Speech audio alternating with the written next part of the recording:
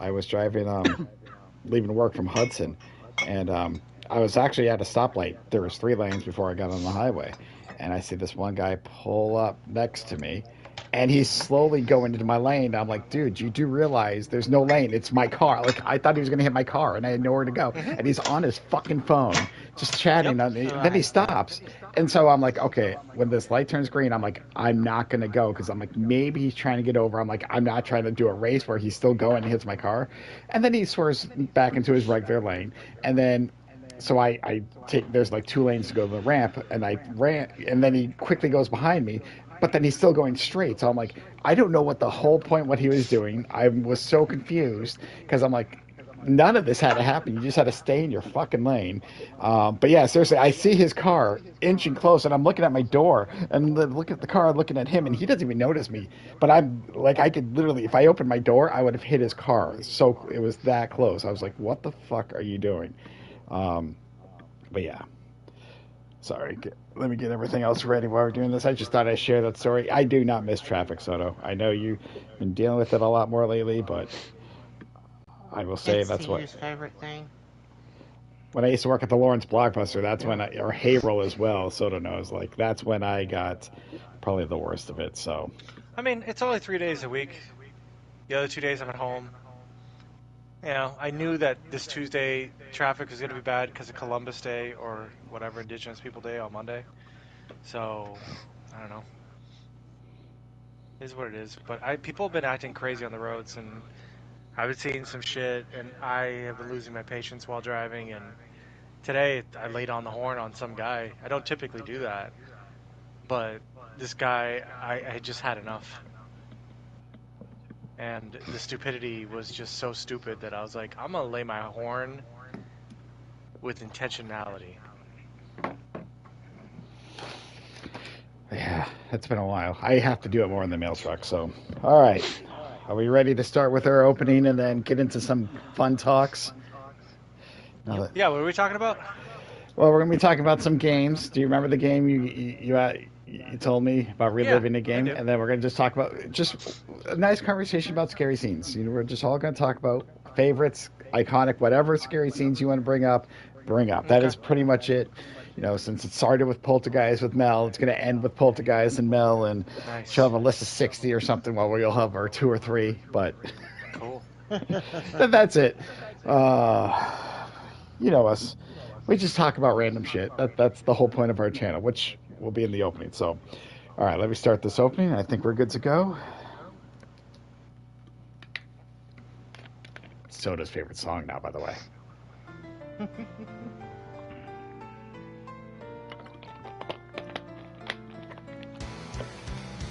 If you enjoy light-hearted humor, if you enjoy chats about random things, if you enjoy gameplay with great commentary, then I have the channel for you. Oh, Soto and Chad are here, so never fear.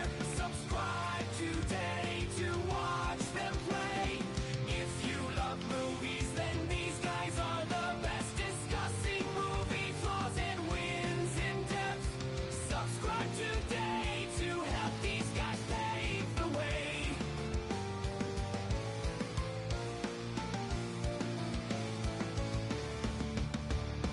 Talking about TV and movies or just random stuff you eat. Ketchup, yes or no, had me dying on my feet. Helldivers, warriors, these two are squashing bugs and blowing stuff up. Seems to be their cause. If you like what you see, then join them today. And together we will all grow day after day.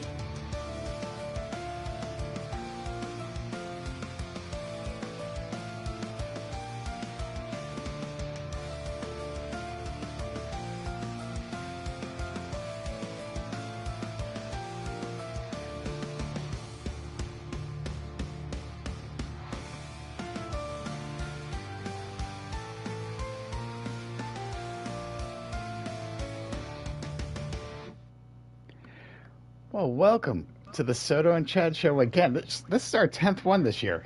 It's a live podcast since we started doing this. We're Um, fucking live? We're fucking live. We're always fucking live. Why? Oh, Because, some people watch, they shit. do. I'll save some of this shit for later, but you know how it goes. Um, Love our Halloween shit. This is great. Can it be well, Halloween all year? well, you know what? You never Well, know. yes.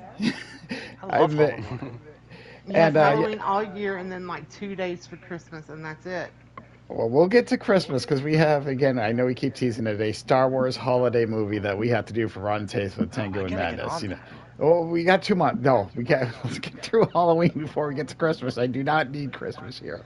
Um, but again, we've been doing a lot of Halloween stuff with our good friends Melly Playful and Tengu 230, who are again joining us. It started because we had a discussion about the Mount Rushmore of horror killers, which Soto, I don't know. It's at like 80,000 views of our meme on TikTok, which is hilarious. So thank you all, Mel and for being Ghostface and Soto for going off. Um, yeah, that's crazy. Tomorrow we have the episode of when we talked about the first scary movie we saw. So we'll be watching, watch out for that. But right now, later we're going to talk about our favorite scary scenes. It started because of Mel, because of Poltergeist 2, or Poltergeist, excuse me, and the scary clown, because she wanted to put that up on the horror Mount Rushmore horror icons. I'm like, I don't know if that works, but before we get into that category, He could be like a little mini me over there in the corner, just hanging out. I'm gonna buy that and send it to you. Fuck no, no. um, but before we get into all that, Soto, there's something I forgot to tell you. I mean, Mel kind of saw it on Twitter, or excuse me, X, whatever you want to call it. Fuck Technically, no. Technically, we've hit our third year, which means we've been doing this shit for 3 years, Soto. Oh my god. I know. And yeah, so it's just me because they give you the anniversary. I'm like, holy shit, it's been 3 years. Our first video was actually like I think technically November, but when me and you sat down at that Uno's, like Uno's always does, we discussed this whole thing. But yeah, I went everywhere. Soto and Chad just rounded up, TikTok, Twitch, and we got it ready. But yeah, it's been 3 years. I say that because do you remember our very first video, our very first podcast we did, Soto? Oh. Something about probably like our most influential games. You are actually 100% correct. The Wow. very first one was our 10 most 'Cause I'm influential sober. games. Now we both selected 5, and then we had Final Fantasy 7. But I bring this up because PlayStation had a state of play in about a couple weeks ago, within the last couple weeks. I forget the date. And one of my most influential games was Lunar for the Sega CD. And the reason behind right. a lot of this was because this was actually the very first role playing game I ever played. I actually had a friend at work. I was suggesting games. He's like, hey, have you ever played role playing games? I'm like, I don't know. I only kind of knew Dungeons and Dragons, the board games, but I never got into that shit. So, yeah, he lent it to me, and this is what got me hooked. And so I got into other games, obviously Final Fantasies and stuff like that. And this came out, I think, in '95, and I didn't play it till '96. But because I was in college and other games are coming out, I did not ever go back and play this game again. I beat it once, and then as time went on, I've always wanted to go back and replay it, and I just without spending an arm and a leg because I don't remember much of this game. I remember the ending. It's been 30 years. And so it's weird because I started thinking, and I know when they announced it, the state of play, I got goosebumps. I literally gasped. My wife was like, "Is everything okay?" Because I don't usually react to shit like that. Like I was in shock, and I am so happy because in spring this is coming out, and then I realized I'm like, both this and the sequel, Eternal Blue. In a way, since I don't remember much in anything, I'm going to be replaying this game like it's the very first time I've played it. And I'm excited for that because I'm like, again, I know I love both the games, this and Eternal Blue, and it's going to be a set. Both of them are coming out. I know there's minor differences from like the original, but that's fine. I'm like, I've never been this psyched for a game. But for me, it's like I get to relive that feeling. And I joked, I'm like, it's like playing it for the first time again, doing it for the first time again. So I wanted to ask you guys, that leads me to what I want to ask you guys. If there was a game that you could replay or experience for the first time again without any prior knowledge, what game would it be? Because like I said, this for me was definitely probably it, and I'm excited for it. So, Soto, we're going to start with you. If there is one game that you could replay, what would that game be without, playing it for the first time again? Yeah, I thought about this question a lot, and I thought about Skyrim, and I thought about Fallout, I thought about Fallout New Vegas, and I thought about Final Fantasy and Shining Force, which I talked about, I believe. I'm sure I did. Shining Force is the first quote unquote RPG that I had. Because very similar to you, I'd never played RPGs when I was growing up. I played the action games. I know Echo the Dolphin's kind of like an action game, and I played Action a lot of puzzle, yeah. platformers. Yeah. Yeah, but I didn't play RPGs. I didn't really even know what an RPG was. I thought it was some complicated ass thing. Yep. And my friend let me borrow Shining Force 2, which I played on my Genesis, and that shit was awesome. A turn-based strategy. But when I really thought about it, the game that really kind of sticks in my mind as a game that I would love to play again if it was remastered in some sort of way is Xenogears. I know it's been done with Xenosaga. I haven't played those, but Xenogears happened to me at a time. This is right around the time where I was playing Final Fantasy VII, and I was getting into RPGs, and I was playing any RPG I could get my hands on.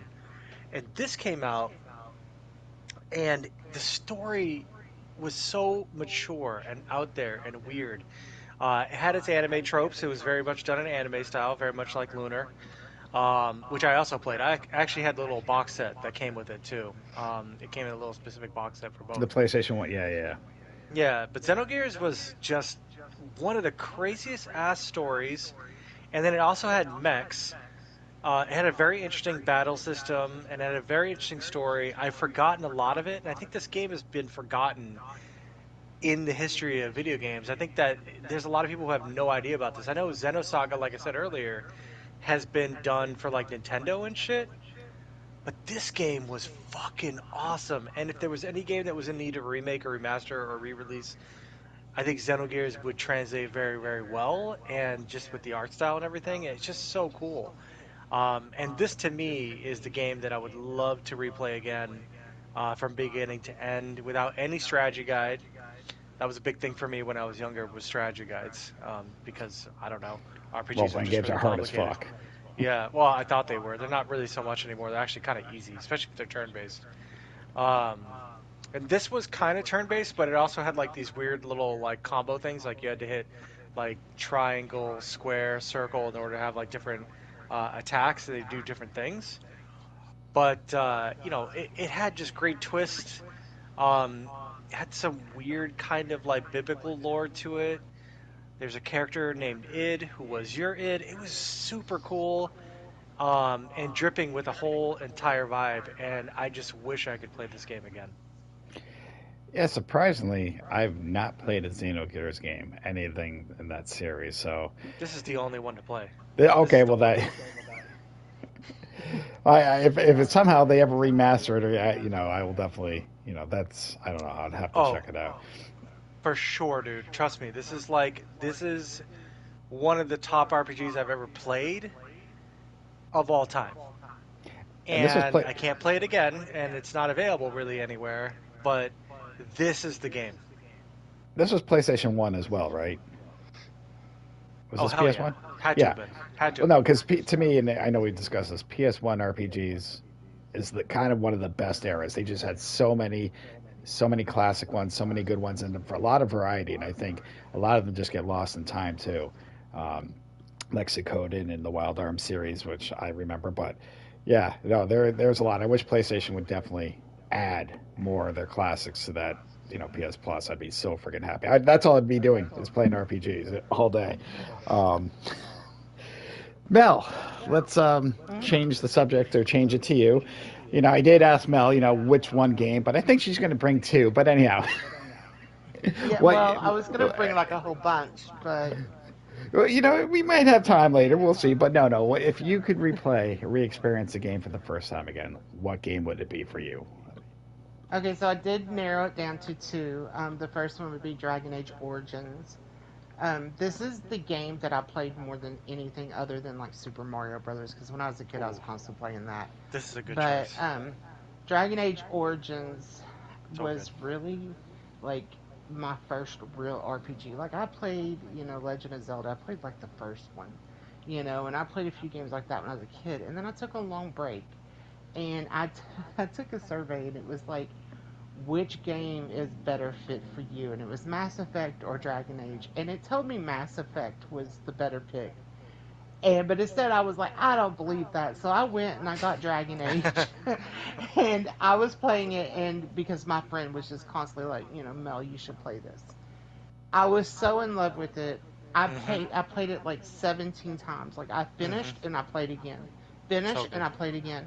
And I wasn't looking up any type of strategies or anything because I was like you, Soto. Like I loved, like I would look up like strategies on how to like get certain Mhm. things or stuff. But on Dragon Age, I said I'm not gonna do that. And after like my 17th playthrough, and I swear it was like 17 playthroughs, I still hadn't got my platinum because I missed like two trophies. Oh, And I was so mad, and I was gonna sit down and I was gonna play them again, and I ended up playing like Dragon's Dogma, and so which I was mad the whole time starting out because I was comparing it to Dragon Age Origins. But every single RPG I play, I always go back and say, is it how does it compare to Dragon Age Origins? And Mhm. I have not found any other RPG that I loved as much. Baldur's Gate 3 almost touched it, but I can't It beat had that Dragon vibe, Age but Origins. I felt like Yeah. Dragon Age Origins was hard. I loved it. Did I played it really? multiple times, but this game, like, it doesn't fuck around. Like, you gotta Mm-mm. be fucking, you gotta be on top of your shit. Like, you gotta create your character the right way. This game was hard, but it was super rewarding. Yes. Yes. And this was the first game that I ever like really felt for the characters. Like I could tell you like the first game I ever cried in was like Mafia 2. I cried at the very end of that. Ooh, that But makes me with want to play it. Dragon Age, oh yeah, you need to play that. But with Dragon Age, I felt something for every character. Oh, it was great. It wasn't just like because something happened. I wanted every one of the characters, either I wanted them to burn or I loved them. There was nothing in the and my favorite character of all, I cannot remember his name. Tengu will probably remember, but I'll try. Enchantment. Enchantment. Enchantment! Enchantment! Dude, I say that through the whole series all the time. And Sarah watched me play this game so many hours. We literally, I will walk around the house with my autism and be like, Enchantment! I love it. It was great. And I will tell you, like all my friends were like, you need to make sure that you land your relationship with Alistair. And I did everything I could, and in the end, like I never did get to be a queen. Oh I no, never I went always went down for, that. what's her name? Morgana or whatever her name was. That was my, Morgan. Oh oh, yeah, she was oh, awesome. Morgan. She was, I mean, that's my aesthetic, so I had to go for it. I like the It's a dark-haired, great angry one. girls, Yeah. as Chad knows. Yeah, me too. And I'm totally straight, but I like it. But Chad knows my type. Yeah, we've had this but then conversation. I have to say though, there is one game, So hold on and before I you would get to have that to. your second game, Okay, Mel. go I ahead. just want to just because I wanted to shout out Marty. He actually joined us in the chat, and Marty, I just Marty. it's your Marty, kids. it's your Um, kids, Marty. and of course, while you're in the middle of it, I did ask him, hey, what game would you want to play again for the first time? And he jokingly said RuneScape. So we're gonna make fun of I him thought he was gonna later. be like, "Oh, Call of Duty Modern Warfare." It probably, I would say it would be the first Black Honestly, Ops. the Black first Ops. Black Ops would be really See, cool to but play the yeah, I mean, campaign all knowing over this. again. But anyhow, Mel, keep going. What is the what is your second game or the next one you want to My talk about? second one, and I don't know why this is my favorite game over Dragon Age, but my favorite game ever made in the history of all gaming is BioShock. It's a great game. And Wow, and it's a I good could game. say this, and I could be like, oh, it's the best game ever, but I've only played it twice. And if I were to sit down right now and I were to play it again, I probably would not remember anything of what I I should played it replay before. this. Because it's just something that the moment I play it, I try to get out of my head, and because I want to sit down again, like every so many years, and play again. It's got a great But vibe. Yeah, I love all of them. I love that. Like, I'm not going to spoil it for anybody who hasn't played it because I know there's a lot of younger generation who has not played it. But the whole Big Daddy Little Sister, like, Hmm. I like how they basically come together. I never ever harvested a little sister ever in my No, neither did gameplays. I. Nope. Why would you do I that? just and I read the book. There is a There's a book that book? is like, yeah, you should totally get it. But only if you're a hardcore fan. It's basically everything that you read in the game anyway, plus a backstory to get you to that point of when Mm, everything happened in Rapture.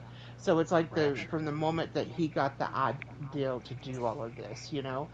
And so it's just my favorite. I just wish I could sit down again. I remember I was playing with a friend and we were passing the controller, and I was like, I've always been a gamer, but when I had people playing with me, I was not confident, and so I would pass the controller a lot if I got a little anxiety. And I wish I could sit down now and play it just me. Nobody with me, just let me play it and experience it all new by myself, not passing the controller. I know that might be a little selfish, but that's What what would be I would like stopping to you? do. What would be Yeah, stopping you? This is like right. perfect Well, for Halloween. It's a yeah, I great need to Halloween game. play, and I have it. I have it. You know, I have I many have the copies collection, of yeah. it. Yeah. Yeah, I have the collection, and it's like, and I should play it. You know, I really do. I should play it. Just sit down and play it and put it Did you out like the third because one? Did you like that? I like the I third did. one personally. I I love the I love third the did. whole one. southern vibe to it. I mean, I love Yeah. the South personally, so Yeah, the South is one of my and favorite parts of the United States. So well, thank you. it just is. But yeah, like I like all of them. I know two didn't get like a really great, you know, people just didn't like it as I thought much two as was the still other pretty ones. good, honestly. But I liked all of them. My favorite part out of all three of them, though, is when you got to see from the eyes of a little sister Yeah. when she's like going down, and that's in part two, and you get to see what she sees, which is Chad, totally you never not played this, have reality. you? Oh no, I played all three. I'm a Oh, you huge did? fan of this. Oh god, yeah. I was waiting for Mel to finish, and I'll Oh, jump in. wow. Like one of my favorite parts in the first one, because I don't. I'll be honest, I don't remember the second one too much, because I think that I only played each one once. But the very first Bioshock, when you first see that Big Daddy, that was such a chilling, scary. You know, I know we're doing scary, Oh, but yeah. that was just like, because I'm like, I'm gonna have to fight this goddamn thing, and obviously we won't talk about Hmm. the harvesting of the story that all everything goes will with it. No, I love the Bioshock series. I hope the TV series, if they're, I heard they're, I don't know what's going on. I hope it does this game justice. But yeah, They're no, like an all Amazon three of the Prime games, I thing, was big. or Like I said, I loved them all. I Well, just don't remember too much. I there was those I forget would you what they kindly? called them. Yeah, would you kindly? Obviously, the big twist, but those flying things in the second one, like those new, I don't even know what they were. This, the enemies, the main enemies, kind of like the new big daddies, but they were scary too. But yeah, no, I love the series, and Infinite was great. So I I wanted to love tell you, different. this is a long time ago. I read an article. This is when they said they weren't going to make any more, and I was extremely disappointed. And it was talking about like how there were so many different worlds out there, and it was explaining to like there was even one, and this is one I really want, where you find out that the whole world was actually in a snow globe. And I was like, oh, I need them to make this so bad because they could have just kept going. You know, could you imagine playing a game and then in the end finding that the whole time you're in a snow globe? Like that would be freaking awesome, you know? And so like but they had originally had plans for so many different worlds, and then just, and that's I guess what you saw with the Inquisition, you saw all the worlds, and so it's like I just wish that they could have kept going. But the TV show, they better not fuck that up. it'll be They interesting. better not fuck It that up. depends if they're basing it on the game or just kind of basing it like in this world. So again, And I don't I'm know. also okay if they do write a whole new story, because that is one thing. Like I know a lot of people didn't really like the Resident Evil show, but I enjoyed it. That came on Netflix because it was a different story. The li- And yeah. I know how you feel, but you know what I mean. Like, but sometimes, Chad like I has sat feelings. down to watch The Last of Us, Not many, and but I I do, Soda. was yeah, Sorry. I sat down to watch The Last of Us, and I was bored because it Oh, was so Jesus, much really? like the game. Yeah, I was like, gosh, like That was I one would of the like a greatest shows different I've seen in a long story. time. I That's one of the best know, episodes of TV I've ever seen. but I am really weird about like I have to forget. Like I can't even watch trailers for things because if you show me something in a trailer, it's already ruined it for me. I just I go in completely blind on things. I try to as well. For the most part, I try to. I like to be surprised. So, but I get you. You know, in a show like Last of Us, I know a lot of that story because I talked about it with people working, Soto afterwards as well. Like, I loved it because I'm like, oh yeah, I know this part of the game. But you're right. When you know the story that's coming, if you know the ending, it takes you out a little bit. So yeah, that's why if they did like in that world, but not the exact same story, But yeah, the Resident Evil, I gave him credit for trying, but it was just so hard, in my opinion, horribly There done. hasn't The been the like a animated good the Resident animated Evil show, anything. no, animated, the animated movies, the animated series, all great. I will watch those again and again anytime. So if you're gonna watch anything Resident Evil outside of the games, all the animated shit's so good, and I because they just tie had in to the go in games. with the show and just be like, I this is not a video game. This is not anything. That's what I had to do to be able to get through it. But But I I felt liked like it it when I did expanded that. on like that episode with Ron Swanson is fucking amazing. And the way they expanded on that storyline and how they were, how, that relationship between those two was a whole episode. That shit was like beautiful. no, it's a good. I no, for me, it's a good. It's just hard when you know what's going to happen at the end. And it's like I won't say Yeah, much but about you this know you're new gonna season. die at the end of your life. Does that make your life boring? Let's not get that. This is not time to get philosophical here. Let me I'm find not No, my saying he that, is. dude. Not get me wrong. Where is- I cannot wait for seasons 2 and 3 of The Last of Us. Do not Season get me two, wrong. three of Chad Sewell. Is Oh my life man. boring? Is people watching TV up there or down there? I mean, are you not entertained? We're doing silly podcasts. Oh, All right, before we get off topic, Tengu, let's put the ball in your court. What is one game you wish you could re-experience for the first time again? It's interesting, like going last, at least with this, because it's like you chose Lunar, and then Soto chose Xenogears, and Mel had two, but technically like Dragon Age. So I think all of our choices were RPGs that we kind of like first To played. an extent, yeah. Actually, Yeah. yeah. So mine was a Panzer Dragoon Saga. Hmm. Ooh, I like Um, that choice. and yeah, I was the only one in my group that had a Sega Saturn because I was gonna everybody say this was like for hardcore motherfuckers right I here. had a Saturn as yeah. well. I just at that time I couldn't. I was in college. Didn't have time to play it. But go ahead, Tinker. I I'm didn't have sorry. my own income, so my Yeah. parents wouldn't buy a Sega Saturn for me. Like if I had my own income, I would have definitely gotten it. I had to ask permission from these two humans. Sound like a cat or something. I Um, was. um, but yeah, it was my first RPG that I ever played, and it was an interesting change because like the first two Panzer Dragoon games were like rail shooters, Hmm. and when they made this into RPG, I was like, um, I don't know how they were gonna like swing it or anything, but um, yeah, they just essentially just expanded on the world of Panzer Dragoon Saga, and it made for a pretty awesome RPG.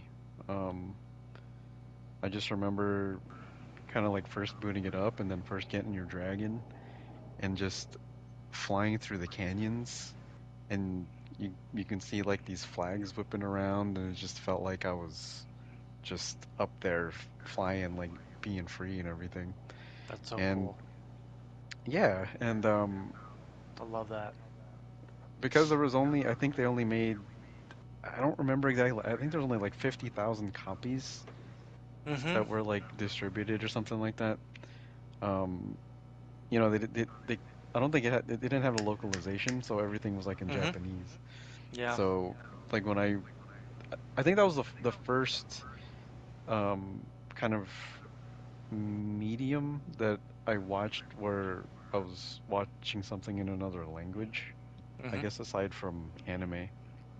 Yep. And because it was in a different language, it felt like I was also transported into another world because everything felt so foreign.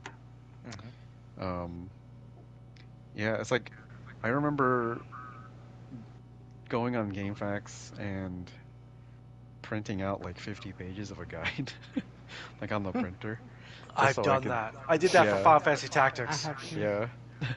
Hmm. I was just like going through it and everything, and I was just like page by page, and I don't know, it was that, sorry, it's hard to like pause, but it was just like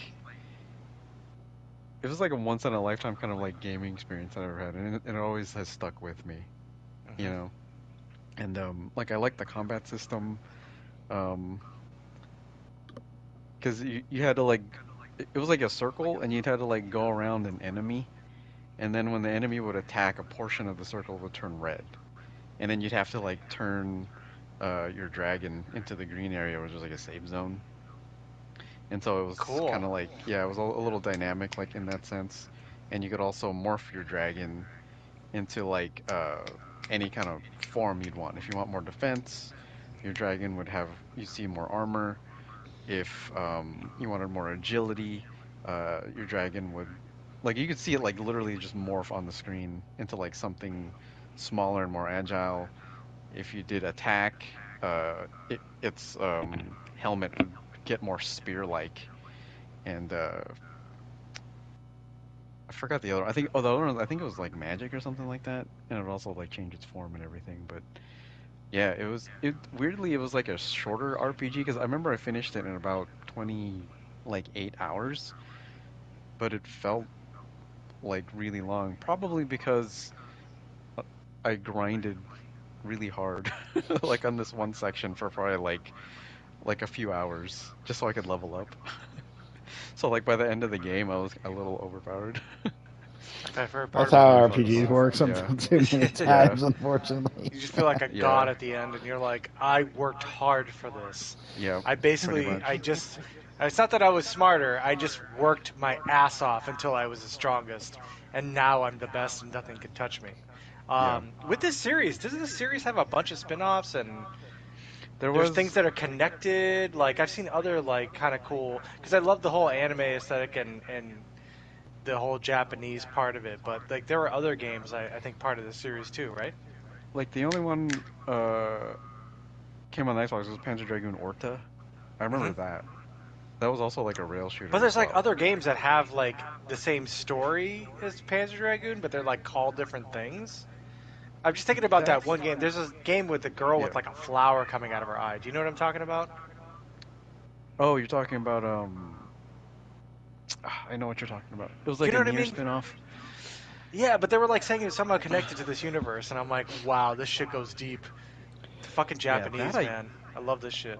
that I don't know. Okay, so I know I was gonna say the yeah. first three games: Panzer Dragoon Drakengard. 2, Sway, Drakengard. Oh, That's what Dragon it's Panzer. Guard. called. Yeah. Oh yeah, because the Panzer Dragoon Mini, Dragon Orta, and then Yeah, Dragon Guard was But different, I think.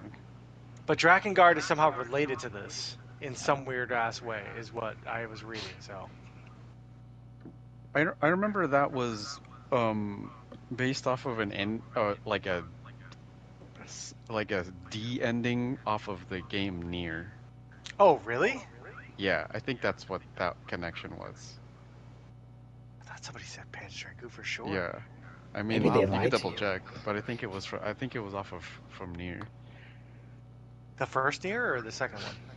the first one. Ah, the one with the guy with the mask.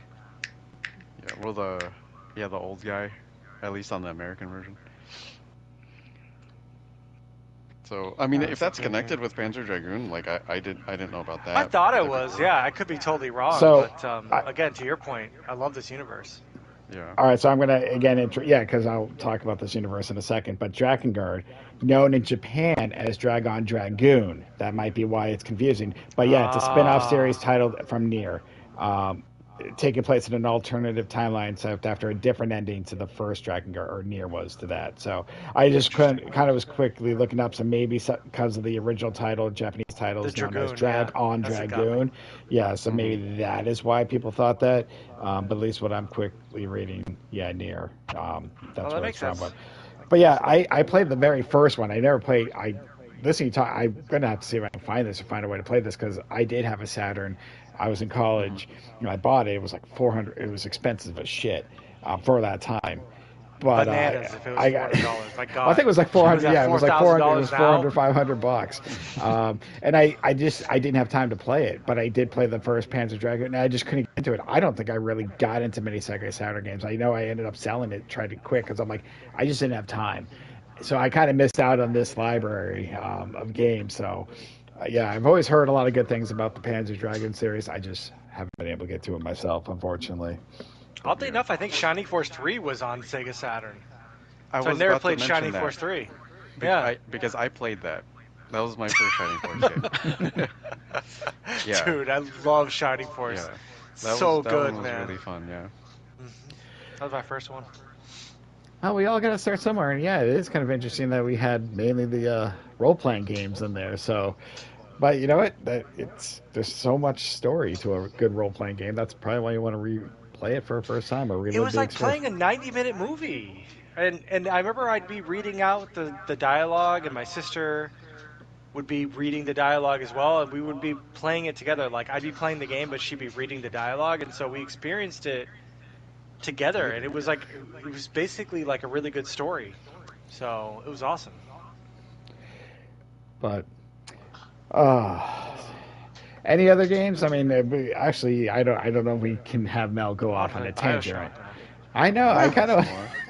Well, I you got me sucked into Red Dead Redemption 2 right now, so I think I Oh, need to I finish it. know. Oh my Thanks, by the God, way. I mean, that's I a just great game, man. I just was like, I'll play a Stay in little chapter two poker. as long as you can. I just all I'm finding is yellow dots and doing things. Some guys try to beat the shit out of me. I kill them. I throw them off a cliff. Whatever. I don't even care.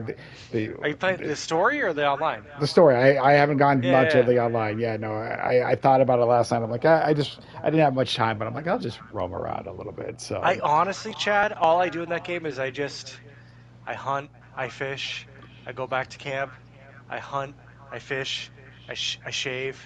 Do you It's the most relaxing thing ever. do you mosey? I do. Yeah. Okay.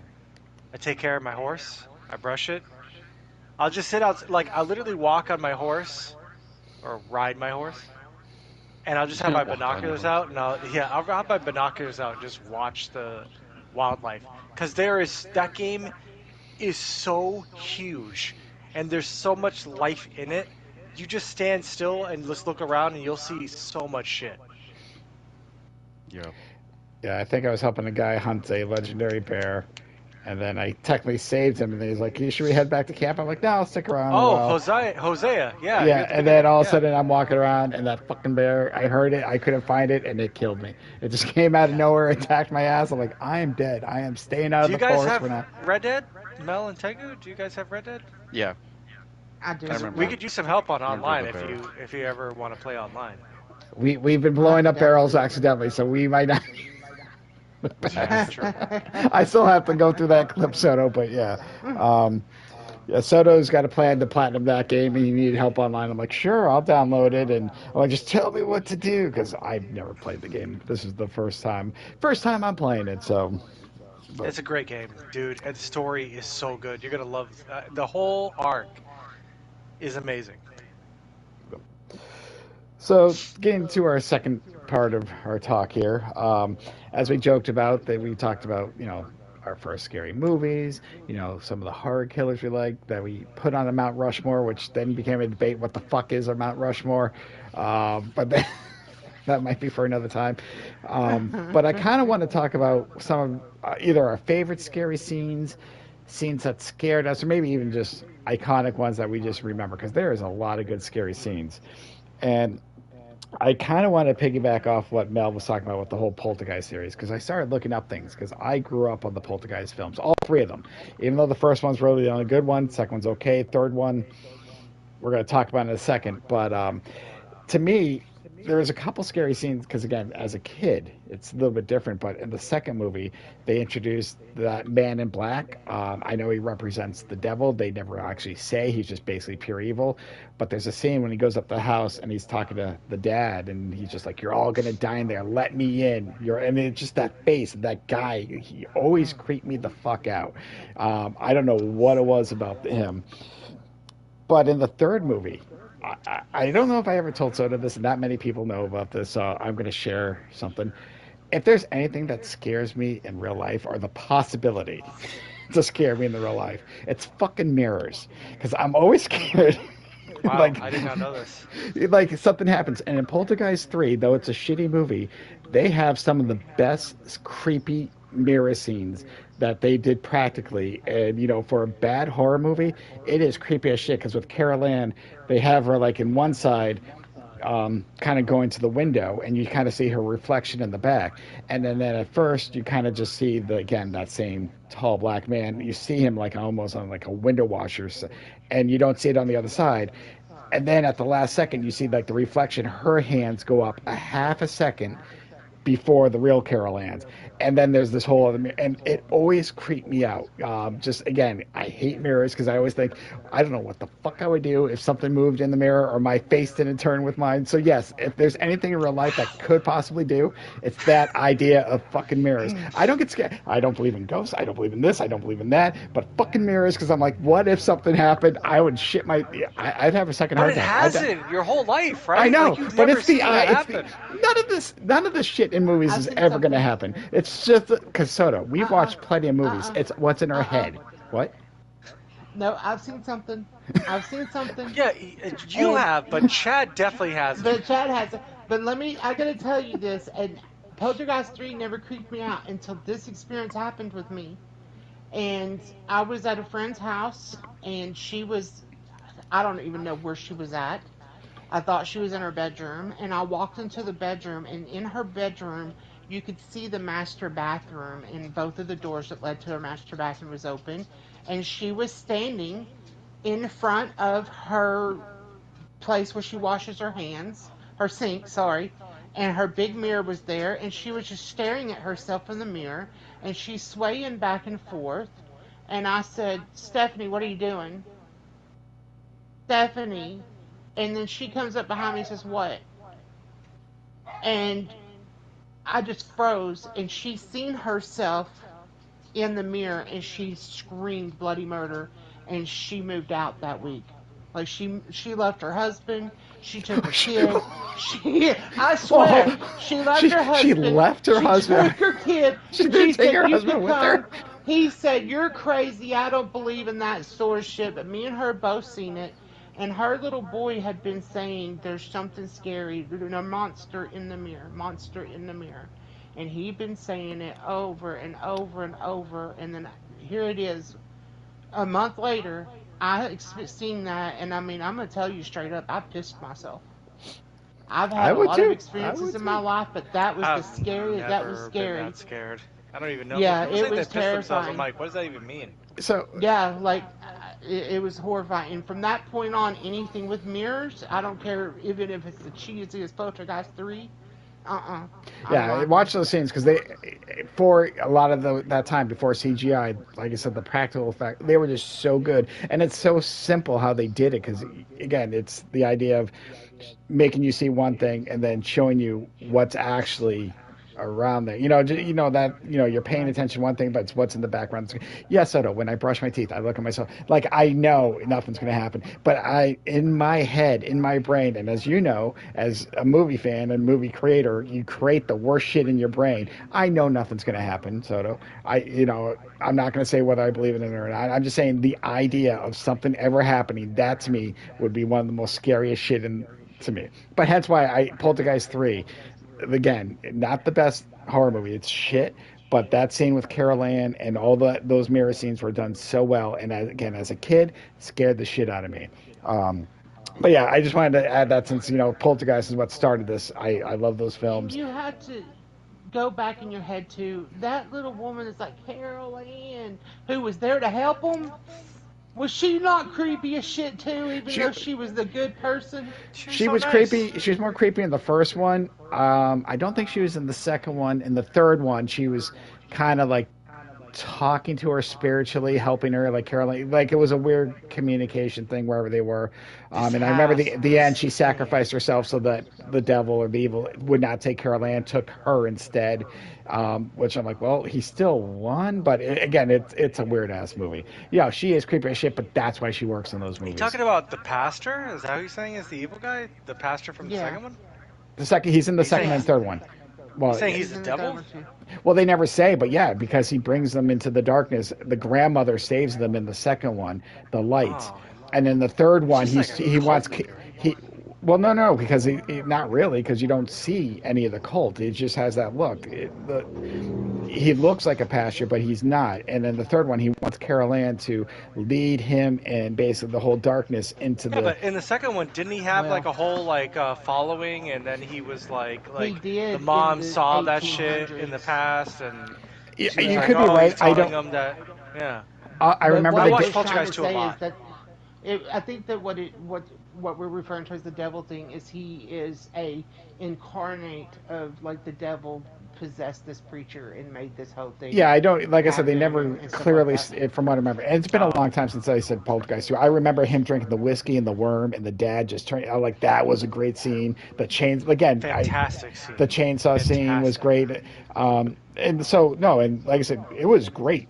The second, not as great as the first one, but Poltergeist, and then Poltergeist 3.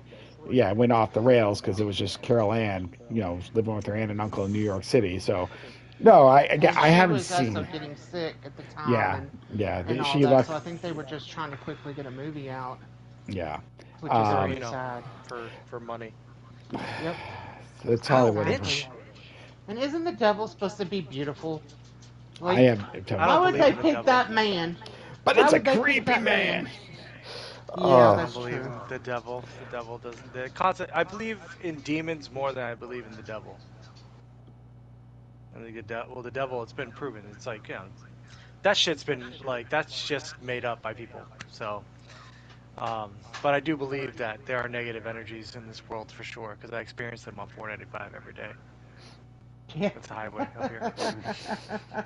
yeah, thank you for explaining it to them. Is that a All ley right. line? It fucking might be, dude. I believe in energy. The last 2 days, the energy has been fucking crazy. So yeah, I believe in demons. I don't believe in the devil, but I do believe in demons. I don't believe in the devil, but I sure believe in Kaiser Sose. Oh wait, that's a different film. Anyhow, You're a what are good some movie. other scary scenes that you guys love, scared you? Share. Tengu, let's start with you. What's a good scary scene that you like? Tengu. I mean, the spinning head in Exorcist. It's good. Oh, Oh my let god. Jesus fucking let So Jesus Yeah. fucking. That was I do have an Yeah, exorcist scene on my my mom list. didn't like that one. Yeah, the spinning the head, the crucifix. The one that got me is when she crawled on her hands and feet backwards down the stairs. I know now the special effects are again wasn't the greatest, but I don't know what that was. That spider walk. I can't explain it. It kind of got me. But yeah, the head spin, the throw up. Oh, Yeah, man. like all that. But then, I mean, it also mentioned stuff that wasn't from like horror movies exactly. No, go ahead, because I got a few that's not from horror movies either. So, Oh, okay. what? Go ahead. What other Well, ones you got? last week I mentioned Large. Was it Large Marge, right? Large Marge. From Pee-wee. Oh, I wish that was available somewhere in streaming. I've been looking for that. I might just buy it. It's like I did not like that at all as a kid. I think when that happened as a kid, I don't like. I think it took a little bit to actually like watch or continue watching the movie again. That whole movie is Like when I kind was of older. fucked up for a little kid to watch. Yeah, I watched it a lot as a little kid, but now thinking about it as an yeah. adult, Tim I'm trying Burton's to. first movie, by the way, Yeah. um, it is just kind of uncomfortable. It made me uncomfortable as a little kid for sure. Wasn't there someone with the dentist or something like that on there, or the doctor? wait a minute, Large Or was March. that What's thinking this from? I can't Pee Wee's remember. My Big brain. Adventure. Oh yeah, yeah. Sorry, Yeah. my brain went No, it's straight there okay. for a second. Which I think I have on DVD, Soto. By the way, I think Jill has it. I'll have to look. I have to find it on. I might just buy it for Blu-ray because Sarah's never seen it. Sarah loves Tim Burton, And she's like, I've never seen Pee-wee's Big Adventure. I'm like, girl, there's more to Tim Burton than black and white stripes. This is true. So, I have to buy that shit. And I think the other scene that I mentioned was the face melting scene from Raiders of the Lost Ark. Oh my god! God. I mentioned that in one of our previous videos, I'm pretty sure. Yeah, I That think we're talking traumatized about. me. Yeah, Yeah. That was a lot for a 5-year-old to deal with. yeah. I think that was a lot for any young person to deal with. Just because you're in this fun adventure so movie, random. and you see a couple deaths, nothing like that, and then just fucking faces are melting off, and you're just like, and then obviously the ghosts or whatnot just flying all around. You're like, what the fuck? Yeah, And all then of a sudden Indy's the okay, Wrath of just because God was in a Indy box. doesn't watch. What the fuck? Doesn't watch it. Just doesn't watch. I don't understand. Great movie though. Great movie. Yeah. I mentioned like- it. Love it. Now I'm thinking about The Last Crusade when he drinks from the cup. Mm. Now I'm thinking about that, and then he Junior, turns into a skeleton. Yeah. I suddenly remembered my Charlemagne. Oh, I love that fucking movie. 1989, Bless you. Last Crusade. So good. Oh, I love the- Temple of Doom. I don't want to get into an Indiana Jones podcast, but I could go off on Indiana Jones, man. I Well, the love that ripping out shit. the heart, if there's any scheme that really got me as a kid, that ripping out the heart in Temple of the Doom always got me. He just like puts his hand out, pulls it out, and then when obviously, Kalima. and then Kalima it's still Shakti. beating in his hand, and you're just Yeah. like, what the? Yeah, no, there's Indy, cover your heart! Cover your heart, Indy! basically just gave it away, and then Fucking he's short round. what about you, Mel? Let's what are some scary So scenes? is I this mean, we're just gonna from our round robin childhood, or this is this from anyways. any time? Anything, I got a few more. Anytime We're just in round- the existence of you, Mel. whether it scared you, Well, when I whether was it's one of a your favorite. kid, I watched a movie called Lady in White. Do you remember this movie? It had the mama Mona, or the grandmother from Who's the Boss? And it had Luca Haas in it or something like that. But it was like a murder thing. shit. But she was a ghost, and she was in the closet, and he was up in the top of the closet, and he looked down because he got locked in the school or something. And he looked down, and there she was. That one little scene scared me. A little bitty scene. And then there was another movie, and this was from Disney. It's on Tubi. And is it? It's such a great Yeah. movie. Lady in White, yeah. But there was a movie, and I don't even know what it was, but it was this little girl, and she kept singing Parajanka, do re mi, and she was singing that song, and it was something about, and she was a little ghost girl, and that scared me. Like, and I had to really think about this and dig into my brain and be like, what really scared me? Because remember last week, I think I was like, not much scared me. But then after I really sat and thought, like, for hours, I mean, I literally was thinking about this for hours. Those were the ones that I could come up with. And as an adult, The Exorcism of Emily Rose, when we were first watching that in the theater, there was like just the way that she was kind of like bent backwards and looking at the camera, that kind of creeped me out. But then there was also somebody in there who was screaming and going crazy in the theater, and that creeped me out too. And so it was kind of like, but that creeped me out. But then the next time that I watched it, it didn't really scare me that bad. But those, I think, are my top picks right now. Yeah, I don't remember Emily Rose. I remember because that's, if I remember correctly, that's like half horror and half courtroom drama. And Yes, it it was is. actually a really good movie. I did like it. Don't get me wrong. I just don't remember much about it because it came out a long time ago, and months. It's one of those that, like, when I watched it the first time, it was creepy, and then when I watched it the next time, I was sad. And I was also like that with The Conjuring. When I watched it the first time, I was like, wow, that's creepy. But then the second time, I was like, oh, I feel so bad for these people. You know? Yeah. Yeah. My sister just told me that in 3rd grade, like, Ed and Lorraine Warren came to her class to talk. Oh, wow, that's awesome. And it blew my fucking mind. Like, I was just there last weekend. I hurt my back because I never told you the story, Chad, but my parents' garage door broke. Yeah, you told me that part, I think. Yeah, we had to lift it and put it back on the rails. And let me tell you, that was a thing. But during that visit, my little sister told me, she's like, oh yeah, Ed and Lorraine Warren came to talk to us in 3rd grade. I was like, what? That's amazing.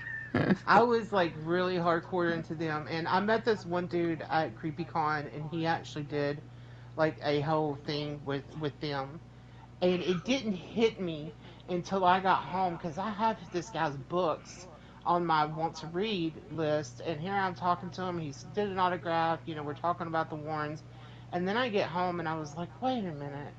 And I started digging through like my keepsake box, and I had this one envelope, this like manila envelope in there, and it's from stuff in high school. And I pulled out this news article, and it was actually an article that he wrote, the guy that I met at CreepyCon, and he had wrote it for some big paranormal magazine, and it was about the Warrens. And here I just met him.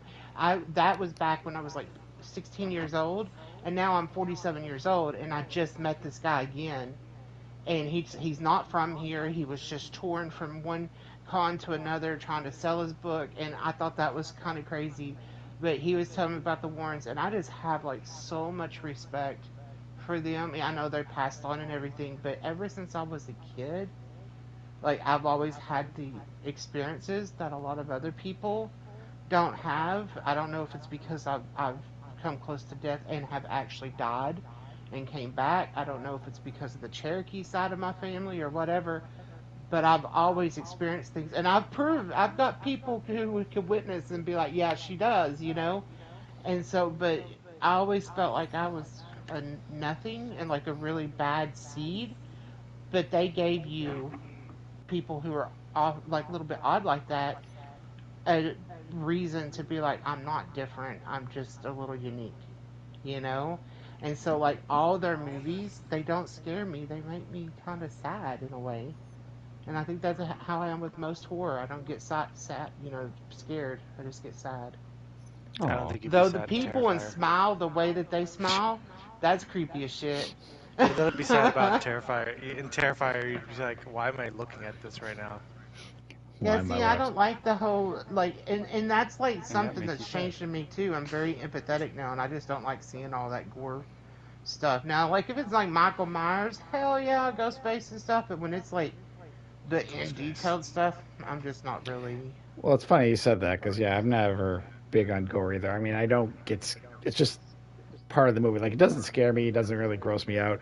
But my daughter, I asked her with some scary scenes, and yeah, she doesn't get scared, but she gets grossed out. And talked about the blood and gore that she. I think we might have talked about this before, but in one of the Saw movies, they had the contraption where it basically ripped that girl's chest apart. That whole Oh, scene got her, and then Human Centipede got her too. She just said that was just so disgusting. I laughed at that one because I don't know, that's just a strange movie to me. Though I never saw the sequel. Not that I cared to see the sequel. I just had to see the first one that everyone was talking about. Um, Human millipede? we're gonna add more legs.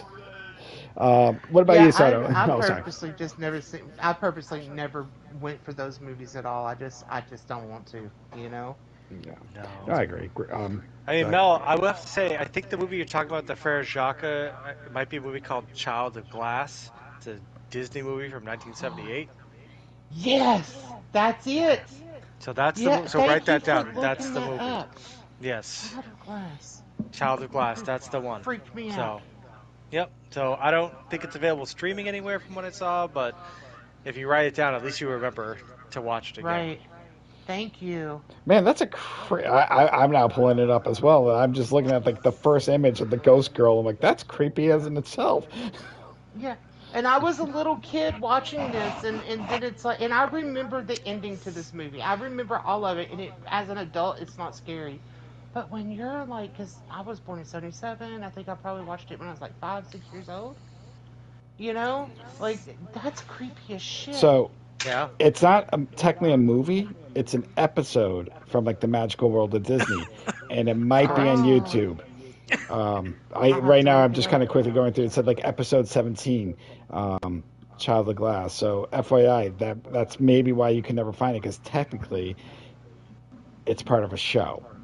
It's part of a It's a show. TV movie based upon a novel. Yeah, there. But it was part of the that thing. So yeah, it's gonna That be makes tough to find, but sense. you might be able to see it on YouTube. I'll have to And look into there's that. another thing too, like y'all might could find it. When I was in like kindergarten, they gave us a thing like we all had to sit in like the lunchroom and watch this video about school bus safety. And this kid had to run out because she dropped something and she obviously got hit by the bus. And that terrified. Still to this day, I'm scared of buses. Wow. So anyway, if y'all could find that video, it's probably like 15 minutes I'm sure long. they made scariest moment of Mel's life. Safety video, safety bus video. You don't want to get hit by a bus. That and when you were, I think it was in high Will school, we Ferrell. had to watch the home ec stuff and learn what herpes looks like. Oh, That was pretty bad too. no. Oh my god, I'm sorry. I'm taking No, all it's y'all's okay. Hey, time. we're just it's just kind Herpes of is whatever a horror scary movie shit on its comes own. up. What about you, Soto? Some scary scenes. Yeah, I mean, mainly, I know I sent you a couple, but if I had to pick the one, You can tell us about whichever ones. We got time. We ain't going I anywhere. mean, look, like that scene from Communion fucks with me, man. Like, I don't like aliens in general. I fear them. I believe in aliens more than I believe in ghosts because for There's a lot of science it just space out makes there. much more sense. There's a lot. The Milky Way is just so huge. I know, Mel, you mentioned Mass Effect, but Mass Effect is one of my favorite RPGs. But the universe and the galaxy is so big. We're part of a galaxy that's part of a universe that is so huge. Um, there's just, from a mathematics standpoint, there's no way that the same stuff that happened here didn't accidentally happen somewhere else. There's just too many variables.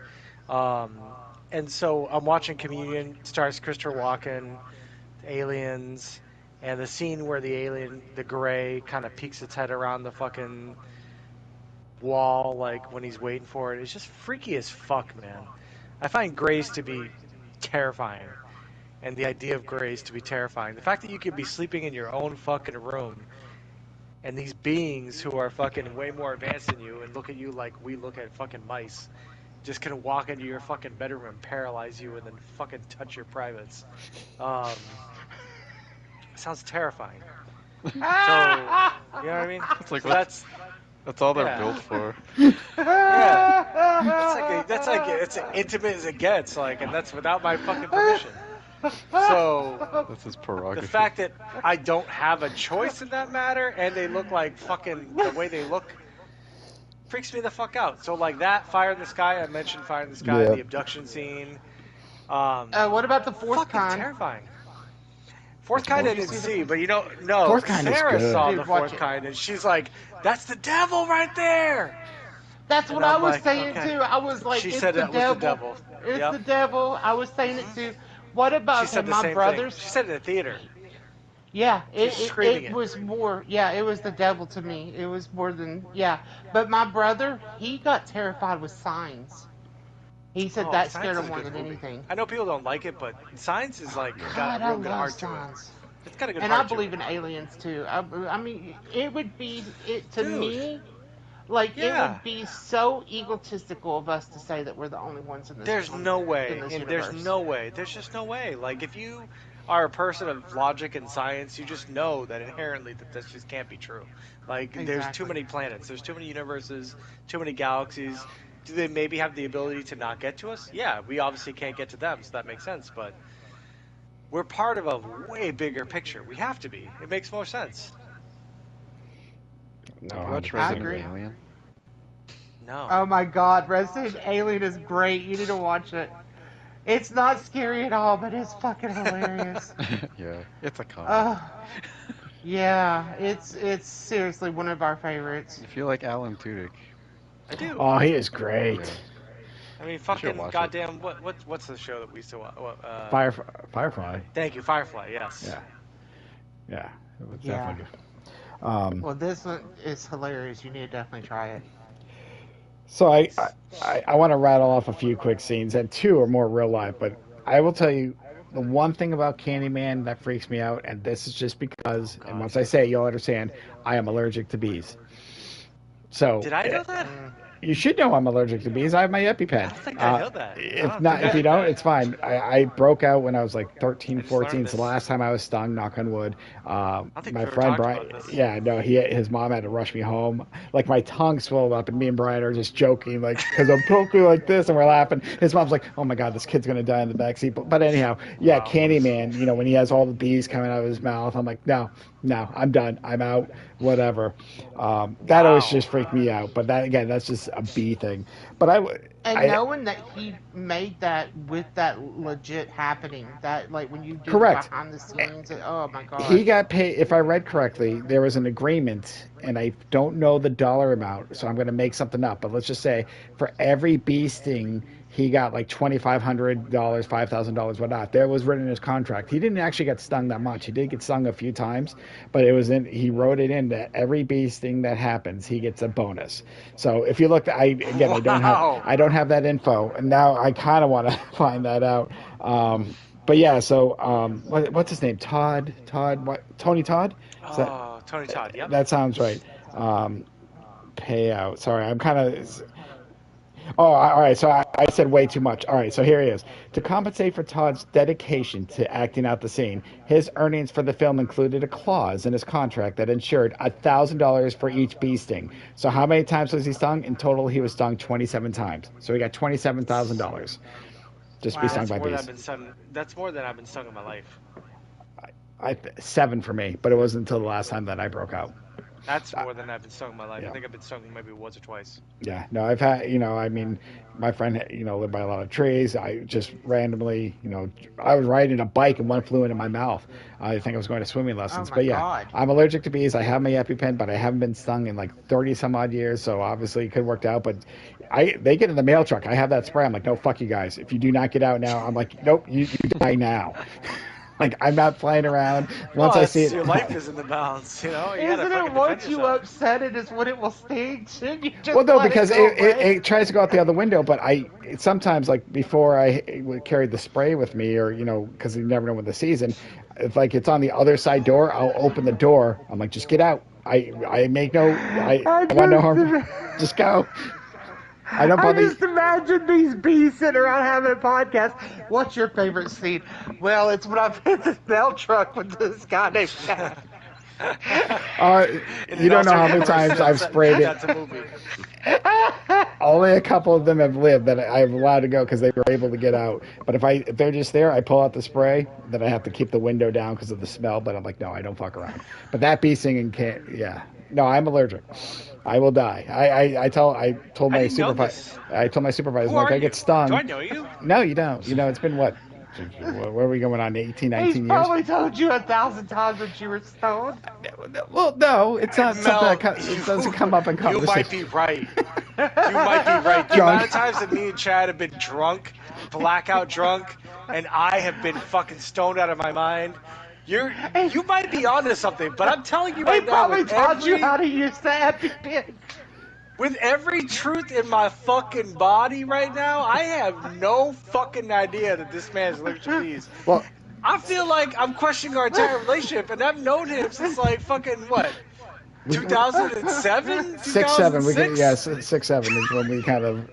Well, no, And because I again, don't know but you? this doesn't come up. It's nothing that comes up in conversation. It's not like we Right. drink. It needs to It's just come like up in fun. conversations.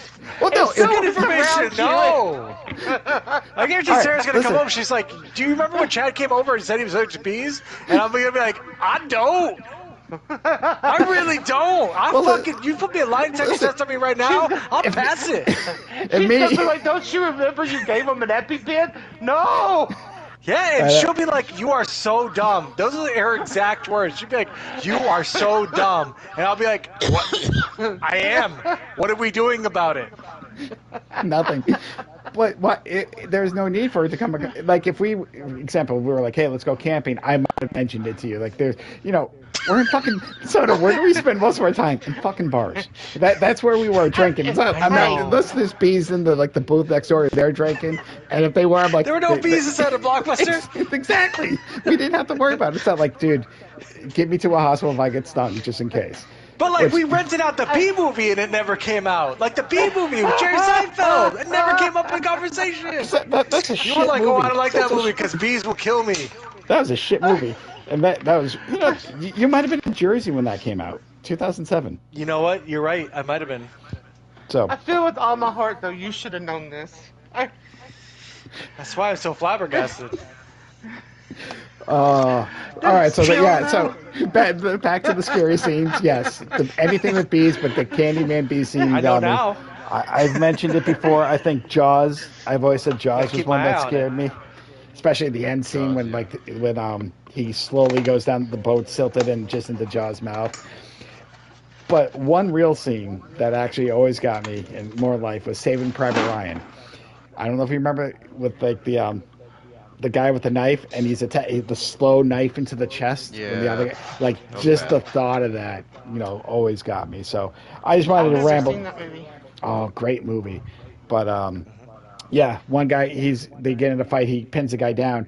The other guy could save his life, but he's too scared and he's literally pissing his pants. And while he's doing that, his friend's getting stabbed through the chest. Like it's such a slow movement. It's not like a quick stab, but it's like almost like they're trying to power each other, but the guy with the knife is winning, and it just slowly goes in the chest, and then he's just gone. So, yeah, that scene, just because of how, that to me was more methodical than like anything Jason or Michael's ever done, because it's just so slow and I don't know, not like a quick stab. But those are some, I had those written down. I just wanted to throw them out there.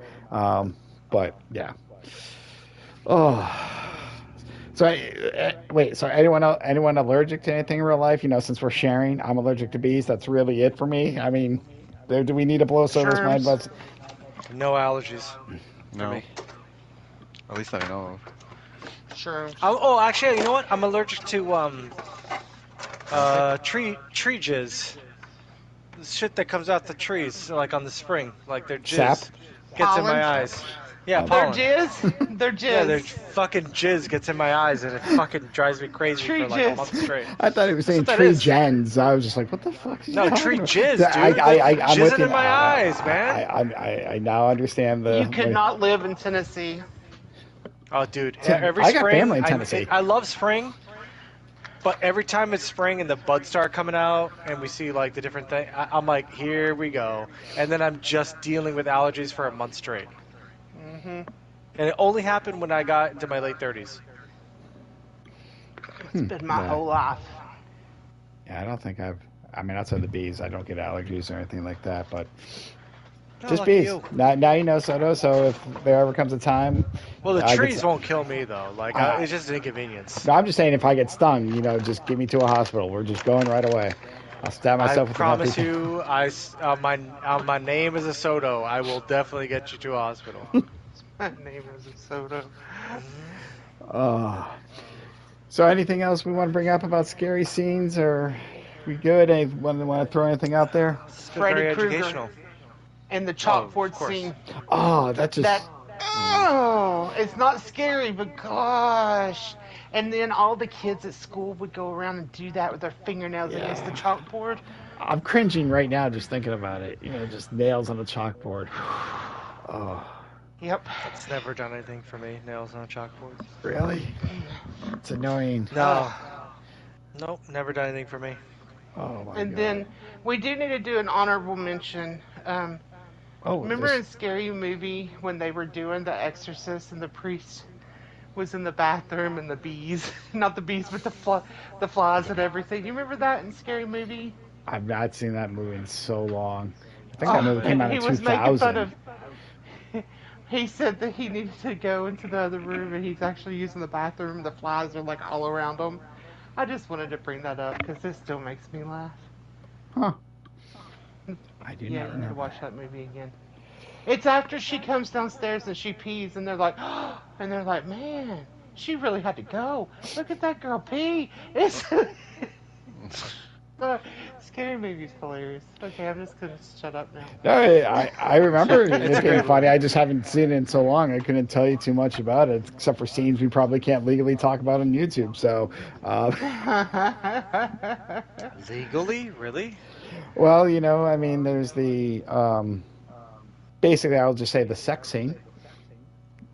Do you Where she remember gets that? shot up on the wall, Yes. on the ceiling. Yes. Well, she wasn't putting out. He was Built backed up. up. He was very backed up. Yes. Yeah, it was funny. Can we It It was talk was. hilarious. about in one of them when he's like, "Quick, take my good hand." Sorry. That's my strong My good hand. hand, my Yeah, my strong strong hand. I can hand. think. Of. My strong hand. That's what it is. My strong I just hand. remember that with Soto and Resident Evil 8. That's exactly his line when Lady D cuts It it off. really is. Because I That's still my say my strong strong hand, hand bitch. all the time, being like my strong hand. Sarah and I make that joke constantly. Oh my gosh. So I will Now, say what's that my good hand? speaking about childhoods and scary things that shouldn't be scary, and I think Mel might be the only one with me because I know she watched the show as a kid. Punky Brewster. Do you Yeah. remember, Mel, the perils of Punky when they had the horror episode, like two-parter, and it scared the shit out of children? They went into this cave, they got lost, and like everything, like kids Yeah. died, story-wise, but it just looked like a In basic Punky Punky Brewster? episode. Not really. The whole thing was just like a basic. I mean, one turned into like his face was in the wall. Sherry turned into like a spider. Like, I mean, again, they didn't really die, but they never explained what happened. But if you look this up, it's called The Perils of Punky, and adults still nowadays are like, that was scary as shit. And the director's like, I thought I was just making a regular episode because people gave him shit. But yeah, as a kid, no one expect because it was just supposed to be a happy, lucky go girl, her dog. But yeah, they get lost in the cave. Some tribe finds them, tells them about what the horrors in the cave. They try to go save the day. Kids go missing. Kids die. Quotations. And yeah, it was a two-parter. But yeah, it's seriously I scarred so remember many that. kids in our age group that watch Monkey Brewster. Um, I was just throwing that out there because I thought about it. I'm like, yeah, that was scary shit. Then I was looking up online and seeing all these pictures. I'm like, yeah, that would scar me as a kid. That explains a lot. So Yeah, I remember that. And you don't even think about like once you're older, where some of these like irrational fears have come from. Because and we actually had someone we knew that got stuck in a cave, and we didn't nobody knew where he was, and they found him like 20 years later. And now that I think about that, like I always had a fear of caves, and I'm just wondering if that was because of Punky Brewster, and then later on Hmm. finding that out because I started having like extreme nightmares, and I can actually remember in a way Punky sitting with her. What did her was her head down with her hands on her knees? Like she was. I know this sounds stupid, but I remembered that, and I'm just wondering if all that tied in together to give me that irrational. Because I will not go into a so cave. did you ever watch the movie The Descent? Oh my gosh, I was yes. gonna say that would probably scare the Uh, shit out of you. when she is looking out, the scariest part of it is when she's looking out the freaking window and the thing comes up and hits the window. That made Uh-huh. me jump. But The Descent is one of the best underrated movies out there, and I've always said they should turn it into a video game. Ooh. Which I guess there's a lot kind of, but I've Well, isn't always that thought kind of that like should what be a House video of game. Ashes ended up? There's some weird shit down there, and you just had to get out. If I Yeah, remember. pretty much. But no, The Descent. I remember liking it. And I know there was two endings because they had the director's ending, which was a lot darker, and they kind of wanted to go happier, for lack of better terms. So they had actually, in theaters, two different endings, maybe for overseas, but obviously DVD had both. But no, Descent was good. But you mentioned caves, and I thought about that one. So I think when we were playing House of Ashes, weren't we talking about how like this is totally the Descent? I think we said that a few I think times. we might have, yeah. I was just also thinking about the creatures. They had a similar look too. Even though I think, well, Descent, they were just creatures. House of Ashes, they're aliens. So And here you come out into this whole thing again, like, you know, I live at the Smoky Mountains, and there's like a lost tribe still in the Smoky Mountains who've never been seen where the Cherokees walked in there and just kind of was like, fuck you all, I'm going into the mountains and living. And it like makes you wonder, like, how many people, like, who believes in feral people and people who are still living off the grid way out in the mountains, and you don't know, because I mean, we hear a lot of stuff here because we are right up against the mountains, and we hear a lot of things like where people will come off that mountain and they're terrified because something was in their house, and Awesome. some people show the pictures and the cameras footage, and it's like, that's not like a legit human. That's not like us humans. Something's going on, and so it makes me things like that scares me. And when it comes to like caves and that darkness and anything could be living in there, and then being next to the mountain, because we got a lot of caves. Like my house is sitting on caves, and at any time, if there was a bad earthquake, thank God we don't get many here. My house could go straight into the bluffs that's underneath us. Like this whole area, there's like 200 or 300 acres here just sitting on caves, and so I'm like, what's living underneath me? Something. All right, so real quick.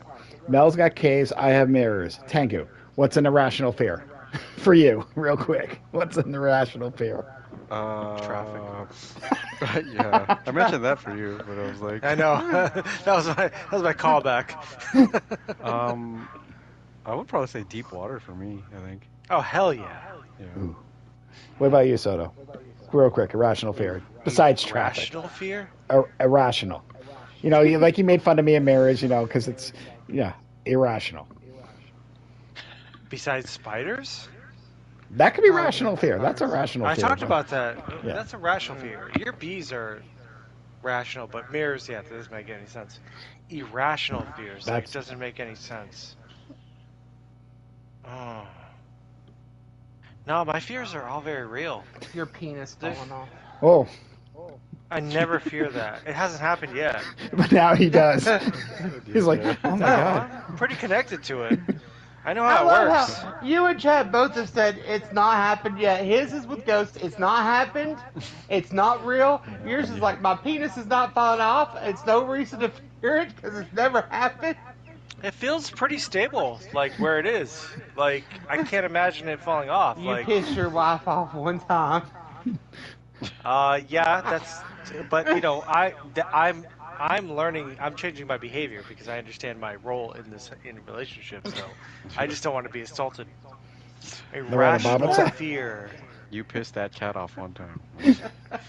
Yes, these cats don't get mad. They just take huge. They just shits. want the wet food. Yeah, they just take huge shits, and I have to clean them. Irrational. I don't know what an irrational fear is. Maybe aliens? Is that irrational? It could be, yeah, I guess. I don't know, Like, because driving it's not up in New technically. Hampshire, I feel like I'm gonna get abducted, and that's not cool. No. That's never happened to me. But when I hear people talk about ghosts, and I'm not trying to say anything about your experience, but when I hear people talk about ghosts, they're supernatural or anything like that, I'm not necessarily skeptical, but I swear to God, I don't know what you're talking about. Like when you're like, oh, I've heard this, or I've heard this, or I watch Ghost Adventures because I love it. It makes me fall asleep. I have never, with my own eyeballs, ever experienced anything or heard anything at all like that. Certain things I could probably point to and be like, I felt. And we can get into that in other, episodes or whatever, but I've never seen a ghost in my life. I've never seen stuff. All of the fear that I have in my own brain has been created by my own, internal fear. So I'm not invalidating what you've experienced, but, my experience, I've never seen shit like that. So, yeah, I make fun of Chad being like, oh, Chad, whenever you ever seen anything move in a mirror, I know he's never seen it. And he's like fucking 46 years old, or however the fuck old you are. I'm 43. Like, I've never seen that shit. I don't know people, I've never even, been adjacent to seeing that shit. Do I like watching it and learning about it? I do. I watch scary movies. I love scary movies. I watch scary things. I love the concept of finding evidence about the paranormal, but I have never, ever, ever, with my fucking eyes, ever seen anything like that. Not at all. I don't even understand the concept of somebody being able to actually see an apparition walking through their fucking house. That's fucking bananas. And I've done lots of drugs. Just hope that it never happens. Because, like my dad has only had one experience his whole life. My dad does not believe whatsoever. But then he had an experience when he was young where this thing that looked like a fireball actually hit the side of the window that his cousin was sitting on in the car. And 2 days later, his cousin was in a fire and died. And that was, and he says that that was like a experience that was given to him to kind of let him know a premonition of what was coming. And I'm like, no, that's paranormal. But my dad absolutely will tell me I'm freaking crazy, blah blah blah. But my mama, she's experienced things, and my grandmother experienced things, and my aunts, all the women on my side of the family has experienced it. My niece is now experiencing things. And so that's just something on mine. But I will tell you that I've been around people who say, I don't believe you. And it doesn't matter how many people, including I had a picture. I actually got rid of this picture because it kept me scared. I gave it to a paranormal group. I had proof. I had people standing. I had paranormal team from Nashville who came in and did studies on me when I was younger. I've had paranormal teams split up because of things that were happening around me. And like and people are like, you're crazy. I don't believe it. I've never experienced it. I'm like, yeah, but it doesn't make me crazy. It just means that you haven't experienced it, and I hope to God you never experience it. And I think that's one of the reasons too why I hold so closely to like God and heaven and everything, is because I've experienced so much bad, so much evil. I've seen a lot of evil, not just in humans, but things around me. And I've that only ever started seen it when in I was a humans. kid. Like Yeah, and it's yeah. I'm Fox Mulder. I want to believe. You know Yeah. what I mean? Like I'm not a skeptic. You know, I act like a skeptic and I do make fun of my wife, but I want to believe. But I've never seen anything or been led to believe that there's anything like that. The only experience that I ever had, and I'll tell you right now, um, so on we have a highway called 95 North, and it goes from Massachusetts to New Hampshire. I would commute onto this highway every day from Lawrence, Massachusetts to Portsmouth, New Hampshire for a very long time. And on my commute every morning, and I love how people are like, "Oh my God, like I will never trust flying on airplanes. Like I can't trust airplanes." I'm like, "Have you ever seen how many fucking people die from cars on a daily basis? Because people die Yeah. from in car accidents so much that's not even on the news. When an airplane crashes, it's like national news. It's a huge thing. But cars crash and people die so often that it's not even reported because it's just a fact of life. Right. So every day I would go to Portsmouth, New Hampshire, and I would pass this one memorial that was on the side of the highway. And it was very well done, and it had its like it was very well kept and everything like that. And I was like, okay, cool. And I always admired how the people that were left behind were always maintaining this kind of memorial site on the side of the highway. I was like, oh my god. So they would have like Christmas trees on it. So one winter, this Christmas tree that they had next to this memorial site, I noticed that it had fallen down. And so every day I'd drive by it at work and I'd be like, oh my God. I was like, that must be so sad for that Christmas tree to be on its side. And so I told myself eventually, after driving by it so many times, I'm like, the next time I drive by it, I'm going to pull over and I'm going to put that Christmas tree back up, upright facing. And so one day I saw it, I drove by, I saw the Christmas tree was on the ground, and I was like, I can't deal with this anymore. I couldn't deal with like the sadness of the idea of it. So I pulled over, and it's in the middle of like busy morning traffic. Cars are flying by me, and I'm just like, oh my God, I gotta all of a sudden pick up this Christmas tree. And it was big, it was like 7 feet tall. And I'm thinking to myself, oh my God, what if I fuck this up and it breaks and everything like that? Everybody's driving by me at like 80, 90 miles per hour. And I'm like, whatever, I gotta try it. And I picked it up and it pushed up so easily and got into place so easily. And I was stunned. I was like, oh my God, I was like, I can't believe that just worked. And then I looked down and I saw it was a kid his name is Tom Green. And I would learn later, because I researched it, that he had gone the wrong way one night and got into a head-on crash on 95 and died instantly. And that's where he Mm. was only like 19, 20 years old. Funny fact, his father, who was 32, died in a car accident as well before he was like an adult. So both him and his father died in car accidents. And so I looked at it and I looked at the notes and everything like that, and I was like, oh my God, I was like, okay. I was just so happy because I just couldn't deal with like internally knowing that like where I died like that the Christmas tree was lying down. For some reason, I just couldn't rectify that. Right. So then after I put the Christmas tree up and I go and I put everything back for Tom and everything and I go back in my car, I felt the rest of the way, it was like probably like a 20-minute drive, the most amount of, I don't even know how to describe it, but it was the most positive, loving feeling I have ever felt in my fucking life. And it was just like permeating throughout my entire body and throughout my entire thing and my entire trip for the rest of work. And it's like, it was overwhelming, the feeling of love and positivity that I had, because it's almost like I felt, because people, there's a lot of people that were very sad when this very young kid tragically died on 95 after reading it afterwards on newspaper because I researched it. And I really, though, at the time, not knowing all this stuff, I felt nothing but love for like 20 minutes straight. And it was like something that I've never felt in my entire life. And I haven't felt since. And it was like the craziest situation ever. I didn't see an apparition, I didn't see anything like that.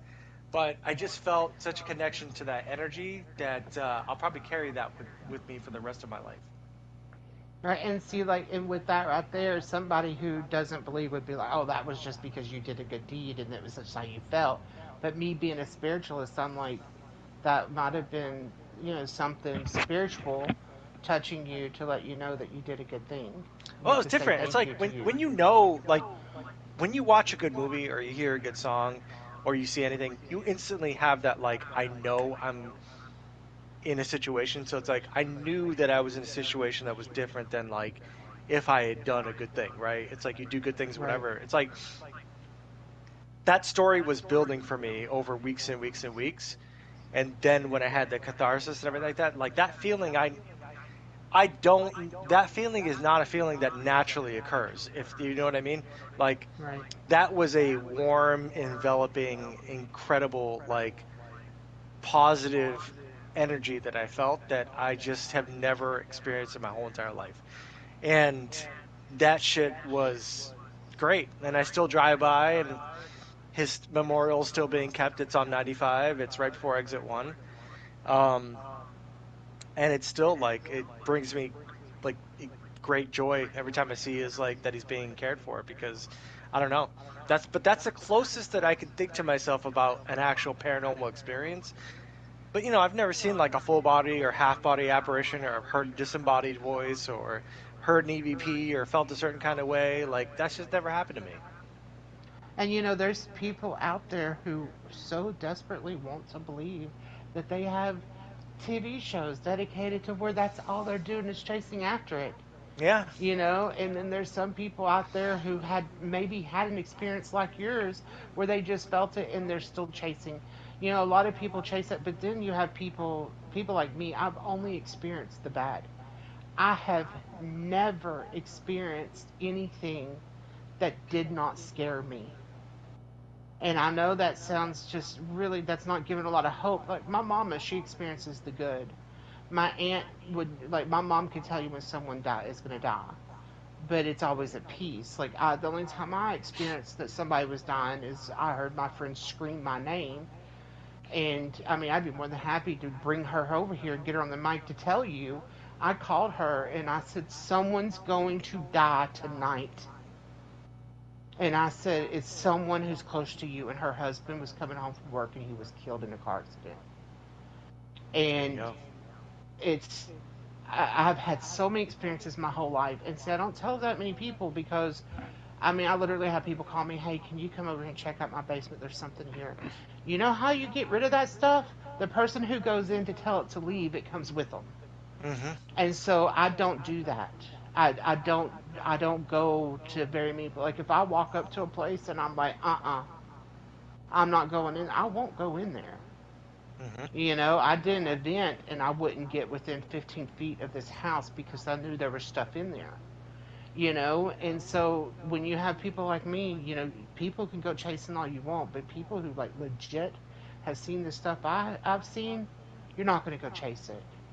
That's when you know that those people are fake because they're chasing after it. Either Hmm. that or they're crazy.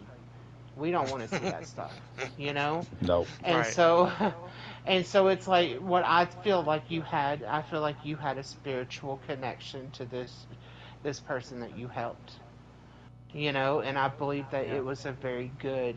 And when I say I haven't experienced anything good, I've experienced God, but that's a different level. You don't believe, that's fine. I do because I've had an experience, you Hmm. know? And you could believe in a mushroom man, and I'll be like, good for you, man. And I'll still support you no matter what because you had an experience with the mushroom man. Hmm. And that's just, and I think everybody should be like that. And I love that you're sitting here and you're listening to me tell you stories, and you're not once said, Melinda, you're crazy. No. And I want to thank you for that. None of y'all said I'm crazy, so thank you. Well, you're crazy, but not for what you just said. So that's Yeah, you in Helldivers, I don't know what you're doing. Well, hell divers, y'all just let me be whatever. I don't think any of I us don't know know. what's That's all going we on have. there. Tengu, the chaperone. That's all I know. He's like, Thank "Where are we God. going? What are we shooting? Holy I'm in." shit. Uh, Tengu, Just tell me follow where to him. go. Yep. all right, I think Always that will be a word. good spot. We'll probably end this right Yeah, we here got because I serious know there for a minute, didn't we? it happens, and that's fine. There's nothing wrong with It's that. So Halloween. it's Right? Come spooky on time. We now. need to do. I need to do an episode where I just tell all my ghost stories. Cool. You can Just, do that. and I need to do that. You know, that'd be It's pretty cool. Halloween. It's Yeah, Halloween for the rest of the year. Halloween all all year year, long except except for for December. December 24th and 25th. I mean, if Fine. you want to give it like a whole week, that's No, fine. give it the I am month. December gonna watch 24th, 25th. Thanksgiving. Thanksgiving, I'm gonna Yeah, watch. so So. yeah, so this is our Rotten Taste episodes coming up till the end of the year. Ernest Scared Stupid, that's going to be our Halloween Mm. one. Um, Hmm. Terrifier is not a Rotten Taste, but I think we will talk about it because of making fun of it, blah, blah, blah. Yes, we're going I to do. gotta hear your opinion. I Oh, gotta hear I your have opinion. to, especially after everyone that's been memeing on our I memes. need to know. I know we need to Um, have a good conversation we about will, it. kind of like bike riders. We'll do a quick 10-minute talk. Yeah, Our thing, we're going it's to do better than this bike movie called riders. Thanksgiving, which is technically a horror movie, but it's about Thanksgiving, so that's going to be our Thanksgiving episode. It's And about if you turkey don't know it, killing it people. looks It's not so horror. bad. And the tagline on the thing is "Gobble gobble, motherfucker." And so we are so in. And then yes, we're still planned as the Star Wars holiday special for our Christmas. We Star might be Wars able to holiday. throw a second Christmas depending on time, but we have to do the holiday. We started it with Madness and Tengu, and we mentioned it, so now we got to have it come full circle. So we have to do it because I agree. Soto, We'll it do is it. so fucking bad. I've been watching. I just know it's so bad. I know I'm gonna just pull out all the little hairs I have left on my arms and shit. It's gonna bother me so bad. You're gonna hate Star. You How think you bad hate? could it be? I mean, the Oh, length, it sounds terrible. Like, the fact that you told me it was like 2 hours, I'm like, I'm already out on this. I'm did I bored. say it I was two haven't even hours? seen it yet. Well, hopefully it's You still free mentioned it on was. YouTube. I'm hoping it's still free because that's the only way. Uh, Uh, but let's see. Hold on. I'm kind of. I was trying to look up the time, but I kind of already lost it. Um, yeah, no, we got it. We'll have to get to it. I'll have to make sure it's so. Yeah, it's only an hour 20. Star Wars Holiday Special on oh, YouTube. okay. No I commercials. can live with that. Yeah, so an hour. Ooh, Oh, but Soto, that's a raw dog hour and it's 20 gonna right be there. a very long hour and 20. It's all right. But let's get through I've watched Thanksgiving first. WrestleMania too. Yes, which we'll talk about soon. We need to talk about next week. I've already seen it. So Not anyhow, a Mel single good Tengu, match in that thank one. you again for joining us for some Halloween talk. I don't know what we And have on the paranormal docket. conversation. Well, that's all Halloween. Paranormal, scary. Scenes. Hell, we even talked about some games. So, um, but it's All fun. Thank around you for good joining us. podcast. But Yeah. Thank you for having us. no problem. But Yeah. Oh, until last next, thing. what? Last thing. Yep. Sandal. He's the Oh, dwarf. Enchantment. in. Oh, enchantment! Oh, enchantment! Enchantment! Enchantment! Chad has no idea. I have no idea. He was a Well, special. He was a until you special started dwarf. saying Chamber, I'm like, I have no idea. So He's had a lot of. Well, he's been working with the materials for that shit, and it's made him, you know, interesting. interesting. Got it. Got it. Yep. I'll just let you guys have your But moment. he's also a genius. Anyhow, thank you again for joining us. We will be back with some new episodes sooner or later. Friday we got sports, and we're gonna record Ernest Scared Stupid. Soto and Chad doing things on the internet. It's pretty much what we do. outro song. That's No, the song. no, we, I just summarized the opening song. Be like, we're doing things and it's random. Oh my god, I can't believe. well, Like 20 people watched the catch-up video, and the guy who wrote our theme song was one of them. Because Well, he mentions the ketchup on the hot that dog. was our latest That video. video has motherfucking 20 views. well, you know what? Had him dead on his feet. We do have a Rotten Taste kind of a song going on, but we haven't. I don't know. I'll probably not till next year. What I Let's bet that. all right. It's like Thank you. sung by Reginald Bell Johnson. Oh, you gotta love AI. You gotta love AI. It's just so hilarious. Reginald Bell Johnson presents the Soto and Jesh. Well, it gives me time to like do the other shit and get everything on there while the song's going, and then it's like, all right, I can buy it. So, all right, It thank just you goes all. on forever. Oh my god. 2 minutes is not It's a never forever. ending story. No, that's a different. That's a different story. That's for It's a another never ending day. story of theme songs. Oh. All right, I'm gonna end this now. I'll talk to you all later. Thanks for joining us. Anyone that lasted this long. No problem.